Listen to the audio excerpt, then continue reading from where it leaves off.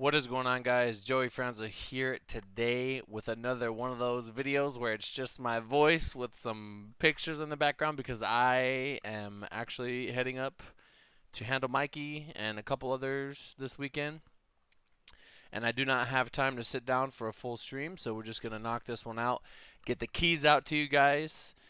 And yeah, today we're going to talk about the flow of progress and the importance of light days.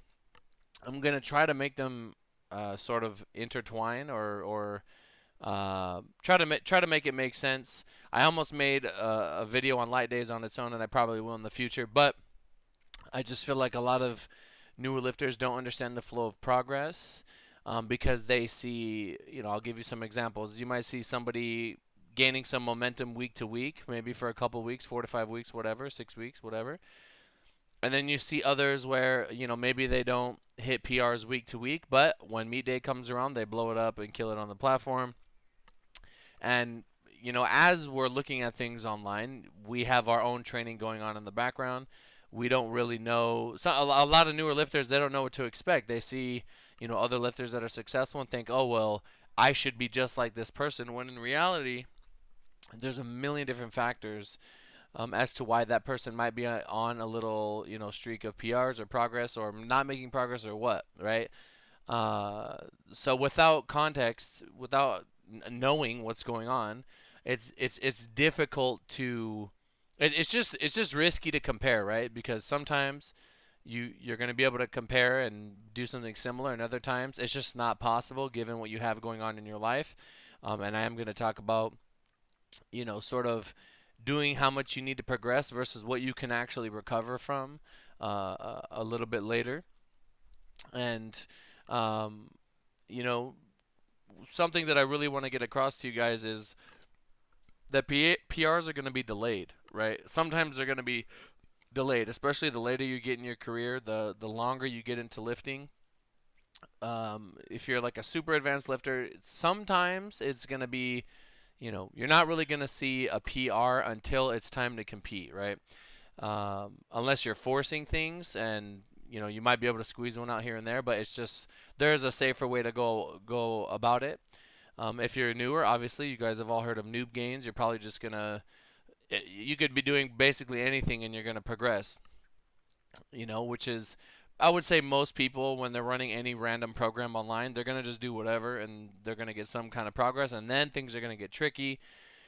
Um, I just put in my story the other day. I had a guy whose deadlift had been stuck for like 3 years, and he pulled. I think it was like I was like six reds and a white, whatever that is, like 717 or 716, something like that. I don't know. It was a lot, right? 722, I forget. But and we hadn't been working together that long, but it's just when you structure things right and you're kind of riding on that level of what you need to progress, and you don't have a lot of stuff going on outside the gym. So obviously people have been locked down.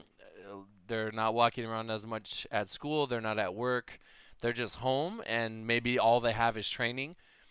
For those people that can still train during that time, yeah, a lot of their recovery is going to go into their training, and they're going to kind of see progress even though the training that they're doing isn't that much different. They didn't really do anything crazy.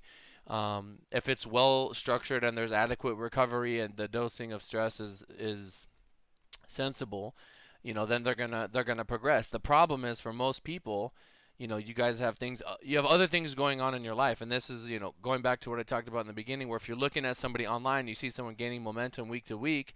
If I have a guy like I always talk about Jonathan Keiko, who for the most part can make training a priority, and he doesn't really have other things going on outside the gym that are going to require a lot from him physically. He can really put everything into training, and it shows, and that's why he's, in my opinion, the best in the world. He just took the unofficial world record by a good margin. So you in your current situation could be completely different. Obviously, there is a genetic component which is gonna kind of like override everything. If you have good genetics, I mean that knob can be turned all the way up, and you could have a lot of stuff going on outside the gym and just have like insane genetics, and you're just gonna beat everyone, right? Um, Couple people come to mind when I say that, but and then there's gonna be others that, in order to make similar progress to that or solid progress for themselves, everything else has to be perfect. Their nutrition has to be on point. They need to sleep. They need to recover. Like literally everything just needs to be to line up in order for them to kind of try to replicate that, progress week to week. And like I said, there will become a point where it's just not going to happen. It'll happen maybe block to block, or at once every 8 weeks, or once every 12 weeks, something like that. Um, but it's very few people that have been lifting for 5, 10 years that are just gonna get better every single session. It's just not how it works. Um, so like I said, you could be looking at someone, and they're progressing like constantly, and you're not. But their life is allowing them to do that, and you just have to kind of temper your expectations. And over time, you're going to learn yourself better and understand, like, when I had that 2 week vacation from school, I saw a huge boost to my training. And now that I'm back at school taking, 18 units, whatever, and you're going crazy and you're losing sleep and all these things, it's going to really take away from your training. I have a couple guys going through it right now. So that's why I always say, um, it's the flow of progress is going to be different for different people, right?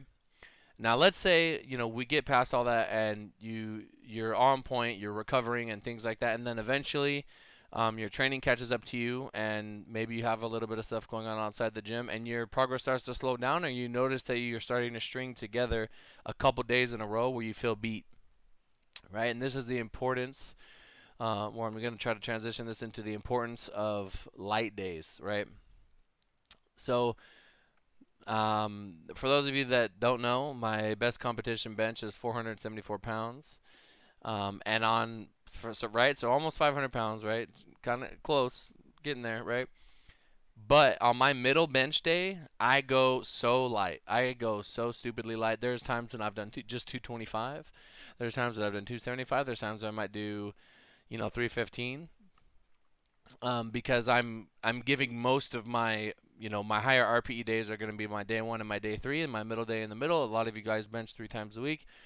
That's kind of like how I like to look at it. Now, you don't have to do it that way. You can undulate your RPEs differently. But for me personally, I like just having 2 days of the week, where I kind of push, and then my middle day is just sort of facilitating that recovery, getting some practice in, and just making sure that when I do have the space between my two important bench days, that last bench day I'm not rusty because I hadn't benched in 3 days, right? This also works for squats too. When you are fatigued, when you feel beat, the best possible way to get back to, like, what's going to help you get back on track and get you close to building again, or potentially even a PR, are those light days. What happens when we get close to a competition? You're 2 weeks out, you're 5 days out, whatever. You're doing less total work than you were doing before. Now, me personally, I like to keep intensity in all the way, forever. There's, singles are just always there, a constant thing, right? I might tweak how heavy they are, but they're always going to be there, relatively something heavy. That way we can kind of get in solid. We can get the benefits from high rep work, and we can still keep the singles in, so that we're always staying sharp. We're always getting some sort of, competition practice or shit. I truly believe that there are some people that do get progress from just warming up to a top single. That is going to help them progress. So, or be a form of overload just on its own. Maybe not enough without the back down work, but it is super important. Um, but those light days, I don't know what it is. I just like, even some of my stronger lifters, they just, for whatever reason, feel like they just need to always go heavy. And that's not true at all. You need some relative strength work in there, but those light days, I'm telling you, like, if you think about it, you have training day number one. You go in and you have a great training day. You send it, right, and you're beat after that session. And then 48 hours, you come back in and you're doing the same lift. You're probably not going to be able to output as much as you did on that first day. And trying to do that, you get frustrated with yourself. You get angry that you're not strong, whatever. And trying to force that is only going to dig that hole even deeper. Like, think of a big, like, if you're looking at a hole from the side, right? Like, you have dirt. Yeah, I don't know if you guys have seen those graphics or whatever, but it's like you have the dirt, and then there's a big hole in the middle, right? And each time you generate some fatigue, you dig that hole a little bit deeper. Now, if you keep sending it and you don't listen to your body and you don't stay in the pocket and all those things, that hole is going to get deeper and deeper and deeper and deeper. It's harder to dig. Think of it as like it's harder to dig that hole deep than it is to get out. In order to get out, it's almost like that hole's going to fill up with water and eventually you're just going to float to the top, right? But if you keep digging that hole deeper, you're never going to make it to the top because you know what I mean. There's just not going to be enough water to get you out. I hope that makes sense. Um, but that's all it is, and those are the times when you really just need to kind of pull yourself out of the session, look at things objectively, and just understand like oh that's right, I moved last weekend, you know what I mean? Like I'm gonna be beat up this week, so I need to take the numbers that I want, put them on the back burner, and just kind of take what I have and let my recovery do its thing. I always try to say take what you have because take if you take what you have you can't it's very hard to overdo it, right? There are going to be those rare cases where you're moving things pretty damn fast, but you feel really, really, really beat up. Now, I would say this is usually a problem for bigger dudes because we can kind of move weight with leverage, even though there's significant muscle damage. That's like a complicated thing. Um, we could just kind of like leverage ourselves a certain way. Like I don't really know how to describe it, but like if you're a big guy, you're gonna always be able to move a decent amount of weight just because you're big. So, you need to really identify like, am I be even, if things are moving fast on video, but I feel this way, what should take precedence over the other? At the end of the day, if you feel like something's wrong, in your body, I would definitely take that over how anything looks on video. Um, and that's why having a coach can really help you through it because you're getting like both sides. You have your feedback from how you feel, and then they're kind of looking at you to tell you, hey, we should call the audible today. Let's go ahead and throw a light day in there, and then next week you'll feel a lot better. Another point that I have here in my notes is to focus on the main things. When you do get in that rut, when you do start to feel beat, you want to start just make sure you're going off that checklist and you're focusing on the main things, right? Food, sleep, water, recovery. Make sure your technique is on point. Make sure you're taking what you have. Make sure you're not over obsessing over the little things. I cannot tell you. It's human nature, right? It's human nature. When things aren't going the way that you think that they should, you feel like you have to do something. Which in a way there are certain things in life where yeah, absolutely, you do need to make changes when something isn't going the right way. But if you have a well thought out plan and there is like literally programmed and planned out fatigue, like you should be generating some fatigue, then the best thing to do is stay the course and listen to your program. And if it's getting too much, then communicate that to your coach or do it yourself if you don't have a coach. And you don't really lose anything when you take a couple of days to just catch up on recovery, but you can lose a lot if you kind of force it, right? And this is where we need to really stay mentally strong and we need to really just kind of stay the course. It's a lot like stocks, right? Right now, if you were, I'm just going to give you guys a little lesson. I don't know shit, by the way, when it comes to this. But there are a lot of stocks that are down right now, just because. But in the long term, they're definitely going to be like, there's just no way that they're not going to be successful. And what a lot of people do that are like inexperienced is whenever they see red or whenever things start to not go their way or they see that chart kind of dip down, they just want to sell everything and they end up taking losses. You literally lose money because you're not patient. You're not you're not waiting you're not waiting for things to kind of correct and that dip to kind of come back up. It's very similar in training. When your strength takes that little dip, when your singles start to dip down, if you add in those light days and you call those audibles and you focus on recovery and you catch up on sleep and things like that, it is going to come back up. You have to literally try to stay beat up. You have to literally try to stay fatigued. You can't if you do nothing, you're going to lose the fatigue.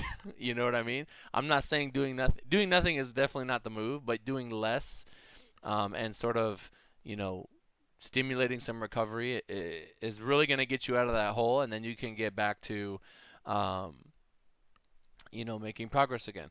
What I like to do with a lot of people, if I can, and this comes into how much you need versus how what you can recover from, is that if I can ride that line between them feeling some fatigue but not too much. So we're telling the body, hey, you're not strong enough. You need to get stronger. Make positive adaptations to this training, but not do it so much to the point where we need to deload constantly. Maybe we can ride that line and just see like a nice little uptrend over time. I think I've done that like many times with a lot of people, and it's like it's a safer way of doing things because you're not overdoing it.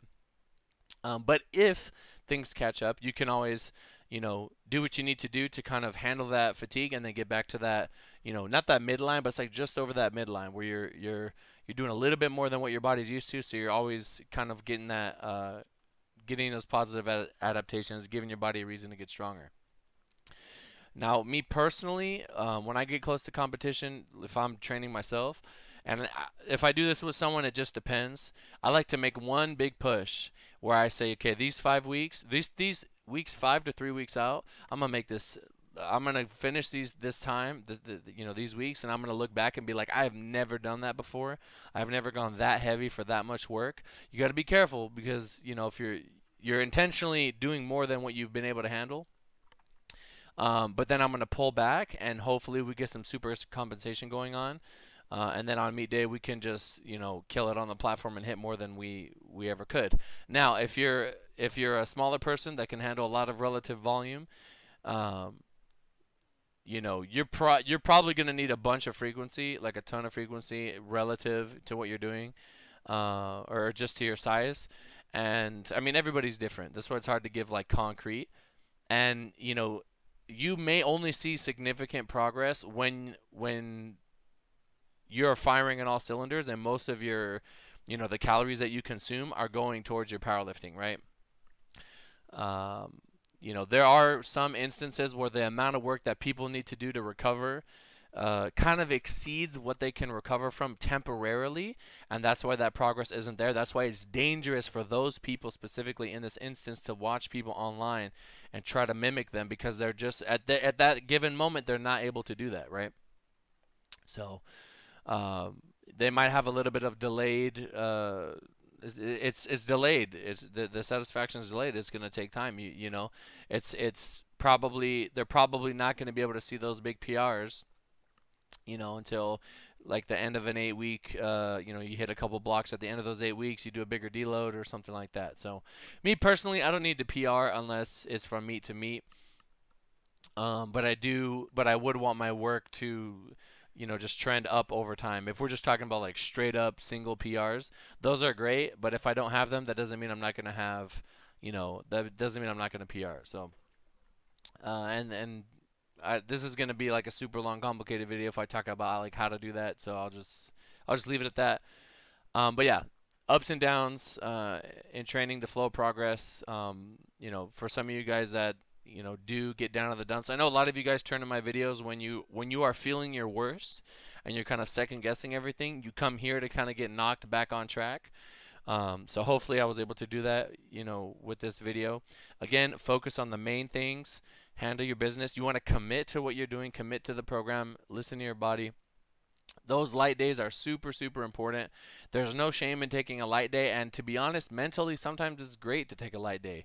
You just chill, you focus on technique, sharpen things up, get the work in, and you're out. And there's not the same, pressure versus like, oh man, I gotta go heavy today, and mentally you gotta get in that mode. So anyway, I hope you're able to take something away from this video. Kind of last minute, like I said, don't have a lot of time. Literally gonna wrap this up and immediately go train, and then I gotta put it together and post it. So if you guys found it useful, let me know in the comments down below. Hashtag focus up in the comments down below, and I'll see you guys in the next one. Peace.